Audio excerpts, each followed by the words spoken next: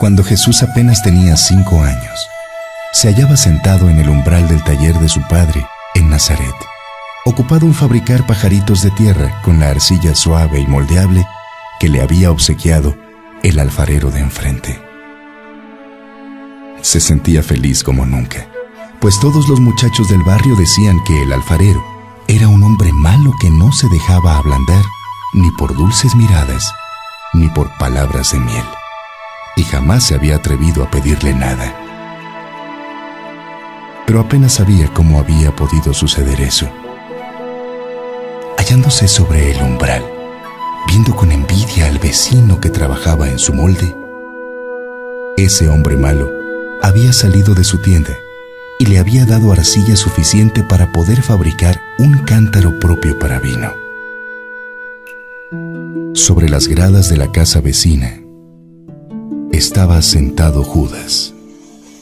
Era feo. Tenía los cabellos rojos y la cara cubierta de arañazos y moretones, ganados en sus perpetuas batallas, sostenidas con todos los pilluelos de la calle.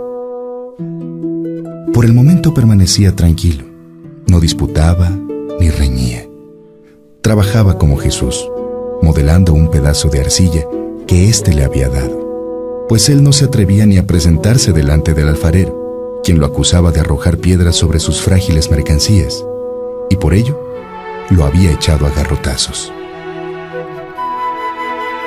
A medida que los niños terminaban sus pajaritos, los colocaban en círculo a su alrededor.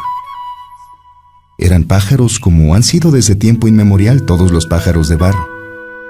Se mantenían en pie sobre su gruesa bola de barro aplastada, tenían una cola muy corta y las alas casi imperceptibles.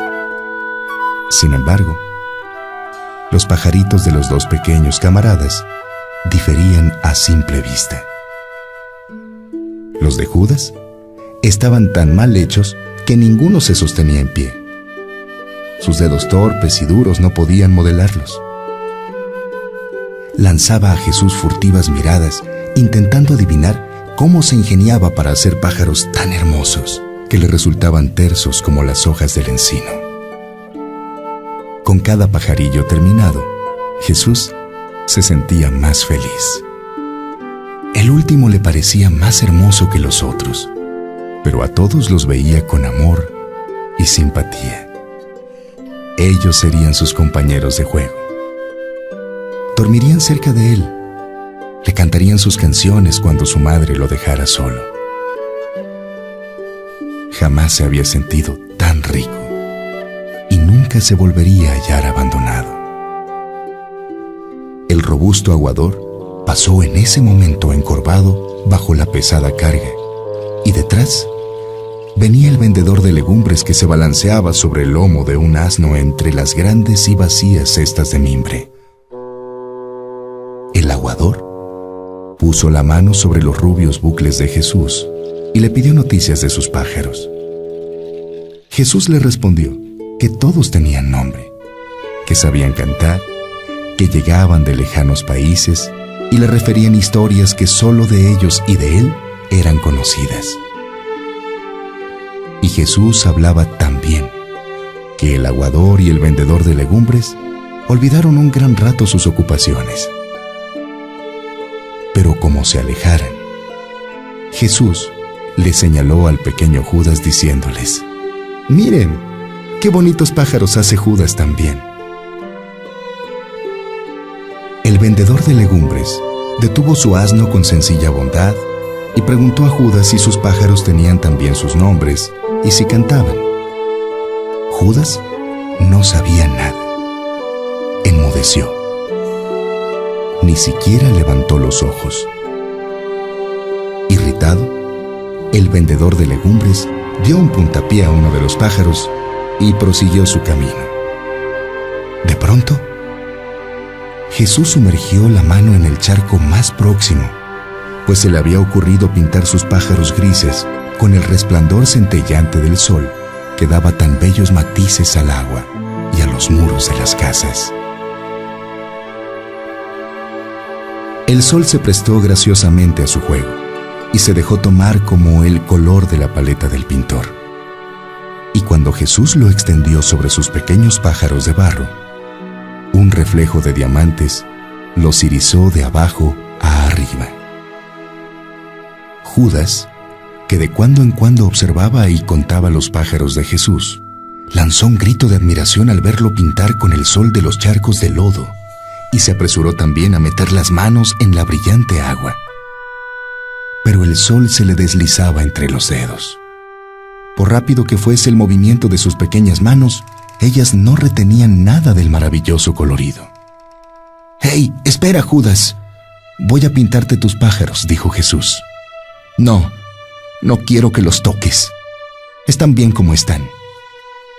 Y se levantó frunciendo las cejas y mordiéndose los labios, y puso su ancho piececillo sobre los pájaros, convirtiéndolos, uno después de otro, en pedazos prensados de barro.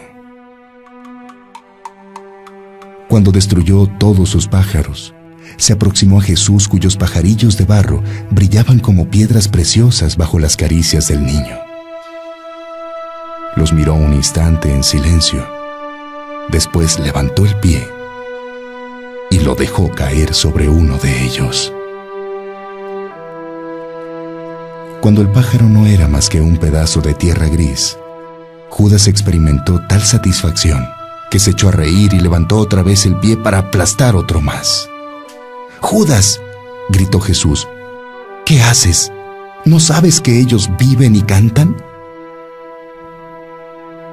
Judas rió más fuerte y aplastó el segundo pájaro. Jesús, desatinado, miró a su alrededor. No podía oponerse a Judas, que era grande y fuerte, y buscó con la mirada a su madre. Esta no se hallaba lejos, pero antes de que hubiera podido llegar, todos los pájaros serían aplastados. Lleno de angustia, se echó a llorar. Judas había ya destruido 4 y no quedaban más que 3. Jesús, casi enfadado con sus pájaros porque permanecían inmóviles y se dejaban impunemente aplastar, palmoteó como para despertarlos, gritándoles: «¡Vuelen! ¡Vuelen ahora!». Y entonces los 3 pájaros comenzaron a mover las alas y con vuelo torpe e inquieto lograron llegar al borde del techo, donde por lo menos estaban a salvo. Cuando Judas vio volar los pájaros a las palabras de Jesús, estalló en sollozos. Se arrancaba los cabellos como lo había visto hacer a las personas grandes cuando estaban de duelo o afligidas, y se arrojó a los pies de Jesús. Se revolcaba en el polvo y besaba los pies de su camarada, rogándole lo aplastara como él lo había hecho con los pájaros. Pues Judas, desde aquel momento, amaba y admiraba a Jesús. Lo adoraba y lo odiaba al mismo tiempo. María, que había seguido el juego de los niños, vino a ellos, alzó en brazos al pequeño Judas, lo colocó en su regazo y acariciándolo le dijo: «Pobrecillo, tú no comprendes que has intentado lo que ninguna criatura humana puede lograr. Jamás pretendas cosas semejantes si no quieres ser el más desafortunado de los mortales. ¿Crees posible luchar contra aquel que pinta con el sol y que da el soplo de la vida a la tierra muerta?